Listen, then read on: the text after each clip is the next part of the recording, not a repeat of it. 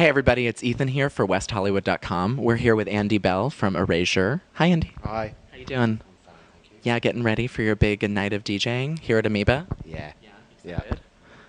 I am excited, yeah, but really, really nervous. So you have this new CD, just really quickly, we're going to do this, Erasure, a Top Pop Deluxe 40 Hits, and it's got the 3 discs, 3 CDs, and a DVD, Yeah. and it seems like it's pretty amazing. I was rocking out to it in the car.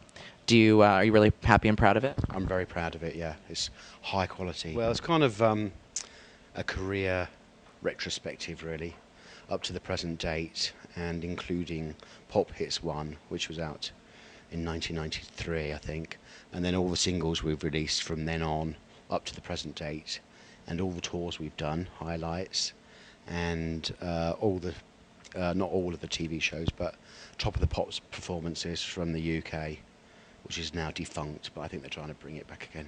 Yeah. Oh, bring back Top of the Pops, come on. I just bought three lots of Debbie Harry or Blondie from Top of the Pops on iTunes, and I was going, oh my God. So there's a DVD component. Have you seen the footage that was collected? I haven't seen the footage, no, because I couldn't bear to go through them all again. Because, Really, why? well, I don't know. Well, it would be quite interesting. I will do at one point, because I'd like to know if I can remember where I was when it was on each show. You know? Like where you were emotionally? Yeah, where I was emotionally and physically. Yeah, yeah. Oh, because that was like your doppelganger there on stage with you? Well, not so much that, but it could have been, yeah, some kind of, ghost or whatever. Yeah. Now, you've been a gay icon pretty much since the beginning of your career, and we're wondering, what was your decision not to hide your sexuality?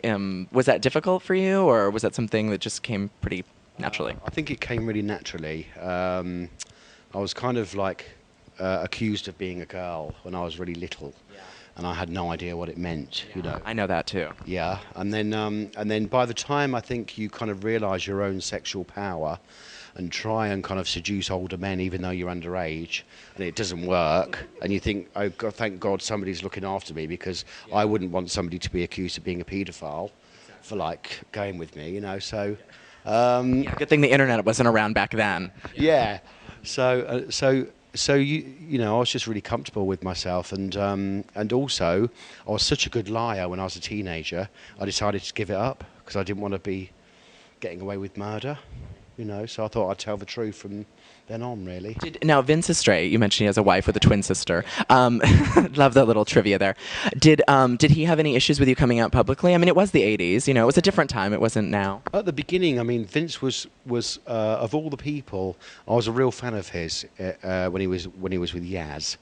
And of all the people in the charts, I thought, who's the most left field person I can think of that I could possibly work with? So I did think about writing him a letter to see if he needed a new singer just before the advert came out that I applied to. So to me it was kind of kismet, really, meeting him. Wow. And so I think for him it was quite a cool, he was always against the grain type person, so I think to make it a bit more difficult for us to get onto the radio and stuff like that, for him was a challenge. And I do feel very grateful to him that he stuck by me.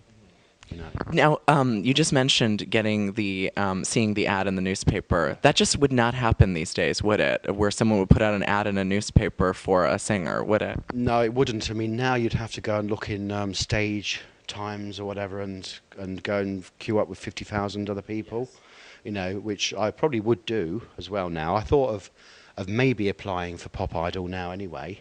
You should. That'd be so funny. What would the reaction be? And see if I'd even get through the first auditions. In 2004, you made a big disclosure to the public that you're HIV positive. So what was that like to come out publicly with that? Because a lot of people don't share their health status with the public, So what was that like being a figure? I think at the time it was kind of like I was a bit sort of ballsy about it, and I was thinking. It's the same kind of thing, really, because there's so many people, so many of my friends in a similar situation, and it's still very hush-hush when you're in clubs and things like that, in bars.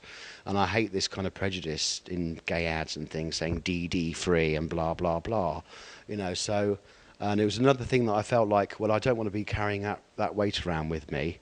and that you could be exposed anywhere. So I just thought, well, just put it out, put your laundry out, and which I'm really glad that I did do. But then at the same time, I do realise now that if I were to have anything else, God forbid, I'm not going to, but if you had cancer or something, or I respect.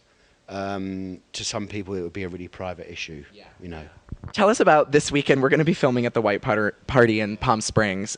So you're going to be DJing at the pool party on Saturday. So how did you get into DJing, and how did you get into this whole White Party extravaganza? I mean, I do love DJing, I must admit, because I like, because you can get to play your records. I don't mean erase your records, or the songs that you really like, and voice them onto other people, But I think at the White Party, I won't be able to be as minimal electro as I would like to be, because it needs to be a bit more up. Because I thought it was going to be quite loungy before I found out about it, and you could play anything. But apparently, that's the between 3 and 4 is the crescendo. Okay. So that's your moment. Yeah. So I'm very, very nervous about it. What are you nervous about? Well, because I could make a complete pig's ear of it, or it can be smooth and lovely, I think it's going to be smooth and lovely. Yeah, I mean, if you just get a Band-Aid for your DJ finger. Okay. All right. Yeah. Are you going to continue DJing? Is this like a new thing that you're doing now, or is this just a one-time thing? Well, I think what's really nice about it is you can do either, and and for here it got to pay my airfare to come to LA, so and anything for a free ride. I know, that's how I feel. Well, almost anything. Yeah. Now, just because this is WestHollywood.com, which, have you checked out our website yet? I haven't, not yet, but I will do tonight, I promise. Do you promise? Really? Okay. Just give it a couple clicks. So, do you know West Hollywood well? Have you been on tour here in Los Angeles before, I'm assuming? I do know it a little bit, yeah. I've never plucked up the nerve to go in the Tomcat. The Tomcat? Oh my God, I've always wanted to go in there. Maybe we can go in there together. Wouldn't that be fun? No, it's reopened. I think it's called The Stud now.